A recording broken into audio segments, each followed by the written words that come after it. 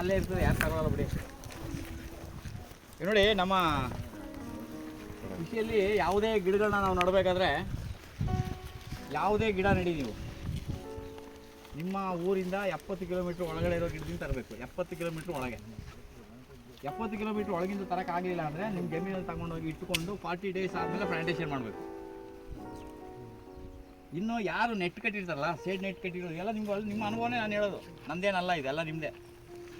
Shade ನೆಟ್ಟಲ್ಲಿ ಅಲ್ಲಿ ಇಲ್ಲಿ ನಟ್ಟಿರೋ ಗಿಡಗಳನ್ನ ತಂದು ಕಾರಲ್ಲಿ ಇಡೋರಿಗೆ ಸತ್ತೋಗ್ತದೆ. ಅಲ್ಲಿ ಐ ಸಿ ಯುಯಿಂದ ಅವರು ಲ್ಯಾಬ್ಗೆ ಇದಕ್ಕೆ ವಾರ್ಡ್ಗೆ ಡಿಸ್ಚಾರ್ಜ್ ಮಾಡಬೇಕಲ್ವಾ. ಐ ಸಿ ಯುಯಿಂದ ನೀವು ವಾರ್ಡ್ಗೆ ಡಿಸ್ಚಾರ್ಜ್ ಮಾಡಿ ಅಲ್ಲಿ 2 ದಿನ ಡಾಕ್ಟ್ರ್ ಒಪಿನಿಯನ್ ತಗೊಂಡು ಡಿಸ್ಚಾರ್ಜ್ ಮಾಡ್ಕೊಂಡು ಬರಬೇಕು. ಇದಾಗಲ್ಲ. ನೀವು ಐ ಸಿ ಯುಯಿಂದ ತಗೊಂಡು ನೆಟ್ಟಿಗೆ ತಂದು ಮನೆಗೆ ಡಮಾರ್ ಅಂದ್ಬಿಡ್ತಾನೆ ಪೇಷಂಟ್ ದಾರಿಲೇನೆ. ಅವ್ರ ಕಾರಿಂದ ನೀವು ಅದನ್ನು ತೆಗೆದುಕೊಂಡು ಬಂದು ಕಾರಲ್ಲಿ ಇಡೋರಿಗೆ ಅದು ಸತ್ತೋಗ್ತದೆ ಗಿಡ. ಅದರಿಂದ ಯಾವುದೇ ಕಾರಣಕ್ಕೂ ಗಿಡಗಳೇನಾಗ್ತದೆ, ನಿಮ್ಮ ವಾತಾವರಣದಲ್ಲಿ ಬಯಲಿನಲ್ಲಿ ಬೆಳೆದಿರಬೇಕು. ಅಂದರೆ ಯಾರು ನೆಟ್ ಹಾಕಿದ್ರೆ ಅಲ್ಲಿಂದ ಗಿಡಗಳು ತರಬಾರ್ದು, ತರಬೇಡಿ. ಆಮೇಲೆ ಅದನ್ನು ನಡಬೇಕಾದ್ರೆ ನಿಮ್ಮಲ್ಲಿ 40 ದಿನ ಅದನ್ನು ಇಟ್ಕೊಳ್ಬೇಕು, ಆ ವಾತಾವರಣ ಸೆಟ್ ಆಗಬೇಕು. ಆಮೇಲೆ ಪ್ಲಾಂಟೇಷನ್ ಮಾಡಿ. ಅಲ್ಲಿ ನಡುವಾಗ ನಾನು ಹೇಳಿದ್ದೀನಿ, ತಾಯಿ ಬೇರು, ಕೌಲು ಬೇರು, ಆಧಾರ ಬೇರು, ಆಹಾರ ಬೇರು, ಹೀಗೆಲ್ಲ ಬೇರುಗಳು ಬೇರೆ ಬೇರೆ ಕೆಲಸ ಮಾಡ್ತೀವಿ. ನಾವು ತೆಂಗಿನ ಗಿಡವನ್ನು ಈಗ ಬಿತ್ತನೆಗೆ ಅಂತ ಅಲ್ಲಿ ಹಾಕಿಡಬೇಕು.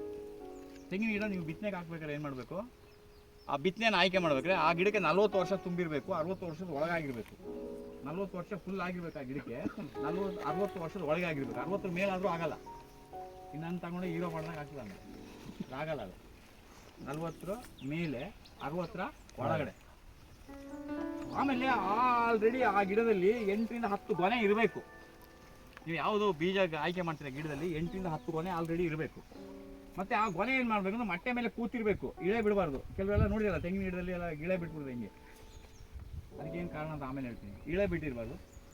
ಆಮೇಲೆ ಆ ಕಾಯಿ ಜುಲೈಯಿಂದ ಫೆಬ್ರವರಿ ತಿಂಗಳ ಒಳಗಡೆ ನ್ಯಾಚುರಲ್ ಆಗಿ ಬಿದ್ದಿರೋ ಕಾಯಿ ಆಗಬೇಕು. ಜುಲೈಯಿಂದ ಫೆಬ್ರವರಿ ಒಳಗಡೆ ನ್ಯಾಚುರಲ್ ಆಗಿ ಬಿದ್ದಿರೋ ಕಾಯಿ ಆಗಬೇಕು. ಆ ಕಾಯಿಯನ್ನು ತಗೊಂಡು ಅದರಲ್ಲಿ ಗಮ್ಮು ಗೋಂದು ಇಲ್ಲದಂತ ನೋಡಿ ನೀರಿರುವಂಥ ಕಾಯಿಯನ್ನು ತಗೊಂಡು ಬಂದು 3 ತಿಂಗಳು ಇಲ್ಲಿ ನೀರೊಳಗೆ ಹಾಕಬೇಕು. ಈಗ ಇಲ್ಲಿ ಹಾಕಿದ ಹಾಗೆ ಹಾಗೆ ಹಾಗೆ ಹೋಗಿದೆ, ಅಲ್ಲಿ ಕೆಳಗಡೆ ಹೋಗ್ಬಿಟ್ಟಿದೆ. ಈಗ ಆ 3 ತಿಂಗಳು ಆದಮೇಲೆ ಏನು ಮಾಡಬೇಕು, ಅದನ್ನು ತೆಗೆದಾಗ ಅದರಲ್ಲಿ ನೋಡಿ ಅಡ್ಡವಾಗೇ ಇರಬೇಕು. ಅದು ಕೆಲವರು ಹಿಂಗೆ ಮನೆ ಮಾಡಿ ಇಡ್ತಾರೆ, ಈ ಥರ ಮಾಡಬಾರ್ದು, ಅಡ್ಡವಾಗಿಡಬೇಕು. ಅಡ್ಡವಾಗಿ ಇಟ್ಟ ಗಿಡದಲ್ಲಿ ನಾವೇನಾಗ್ತದೆ, ಇಲ್ಲಿ ಒಂದು 40 ರಿಂದ 50% ಡ್ಯಾಮೇಜ್ ಬರ್ತದೆ ನಮಗೆ. ಅದನ್ನು ಉಳಿದಿದ್ದ ತಗೊಂಡೋಗಿ ನಾವೇನು ಮಾಡ್ತೀವಿ, ಗೋಕುಪಾಮೃತದಲ್ಲಿ ಅಥವಾ ಜೀವಾಮೃತದಲ್ಲಿ ಕೊಳೆ ಹಾಕ್ತೀವಿ. ಅದನ್ನು 1 ತಿಂಗಳು, ಅಲ್ಲೂ ಒಂದು 20% ಡ್ಯಾಮೇಜ್ ಬರ್ತದೆ. ನಮಗೆ 100 ತೆಂಗಿನಕಾಯಿ ನೀರೊಳಗೆ ಹಾಕಿದ್ರೆ ನಮ್ಗೆ ಗಿಡ ಮಾಡೋಕ್ಕೆ ಸಿಕ್ಕೋದು ಗಿಡ ಎಷ್ಟು ಗಿಡ? 40. ಆ 40ರಲ್ಲೂ ಹುಟ್ಟುವಾಗ ಎಕ್ರ ಪಕ್ರ ಬಂದರೆ ಅದನ್ನ ಕಸ್ಟಮರ್ ಕೊಡಲ್ಲ, ಕೊಡಲೂಬಾರ್ದು. ಅದರಲ್ಲೂ ಸಿಕ್ಕೋದು ಇನ್ನು 30. ಆ 30% ಗಿಡದಲ್ಲಿ ನೀವು ತಗೊಂಡೋಗಿ ನೆಟ್ಟರೆ ಅದರಿಂದ ನಿಮಗೆ 300 ಕಾಯಿ ಅಂತೂ ಗ್ಯಾರಂಟಿ, 500 ಕಾಯಿವರೆಗೂ ಬರುತ್ತೆ. ಅದನ್ನು ನಾವೇನು ಮಾಡ್ತೀವಿ, ತೆಗೆದ ಮೇಲೆ ನೀರಲ್ಲಿ ಹಾಕಿ ಮಾಡೋದು. ಬನ್ನಿ, ಇದು ಏನು ಮಾಡ್ತೀವಿ, ಹಾಕ್ಬಿಟ್ಟು ಏನು ಮಾಡ್ತೀವಿ, ಇನ್ನು ನಾವು ಏನು ಮಾಡ್ತೀವಿ, ಅದಕ್ಕೆ ಎರಿಸ್ತಾ ಇರ್ತೀವಿ. ಅಲ್ಲಿಗೆ ಅದ್ರ ಮೇಲೆ ವಾರಕ್ಕೊಂದು ದಿನ ಅದ್ರ ಮೇಲೆ ತೊಪ್ಪೆನ ಎರಿಸ್ತೀವಿ. ಈಗ ನೋಡಿ, ಈಗ ಏನಾಗಿದೆ ಅಂದರೆ, ಈಗ ಇದು ನೀರೊಳಗಿತ್ತಲ್ಲ, ಈ ಕಾಯಿ ಈ ನೀರೊಳಗಿತ್ತಲ್ವಾ, ಪುನಃ ನಾವು ನಡುವಾಗ ಏನು ಮಾಡಬೇಕು, ಇದನ್ನು ಮೇಲ್ಭಾಗ ಮಾಡಿ ನಡಬೇಕು. ಅಲ್ಲಿ ತಗೊಳ್ಳುವಾಗಲೂ ನಾವು ಇದೊಂದು ಗುರ್ತು ಮಾಡಬೇಕು. ಅಲ್ಲಿ ತಗೊಳ್ಳುವಾಗ ಒಂದು ಸಮಯ ಗುರ್ತು ಮಾಡೋಕ್ಕಾಗಲಿಲ್ಲ ಅಂತ ಇಟ್ಕೊಳ್ಳಿ, ನೀವೇನು ಮಾಡ್ಬೋದು, ಎಲ್ಲಿ ನಾಟಿ ಮಾಡ್ತೀರಾ ಅಲ್ಲಿ ಇದನ್ನು ಏನು ಮಾಡಬೇಕು, ತಗೊಂಡು ಬಂದು ನೀರೊಳಗಡೆ ಹಾಕಬೇಕು.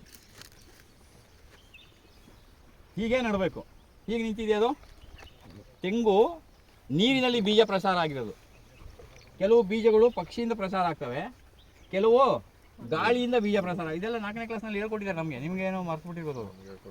ಹಾಂ ನೋಡಿ, ಹಾಂ ಗೊತ್ತಾಯ್ತಾ? ಇದರಲ್ಲಿ ಟ್ರಿಕ್ಸ್ ನೋಡಿ, ಇದರಲ್ಲಿ ಹೆಂಗೆ ಹಾಕಿರ್ತೀವಿ ಬಿದ್ದಾಗ ಹಂಗೆ ನಿಂತಿರ್ತದೆ, ಹಂಗೆ ನಿಂತಿರುತ್ತೆ.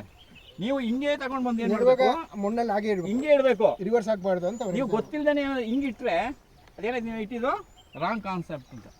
ಆದರೆ ಈಗ ಸಸಿ ಮಾಡ್ತಾ ಇದ್ರಲ್ಲ, ಮಾಡ್ತಾ ಇರೋದ್ರಲ್ಲಿ ಹೇಗೆ ಮಾಡ್ತಾ ಇದ್ದಾರೆ, ಹೀಗೆ ಮಾಡ್ತಾರೆ.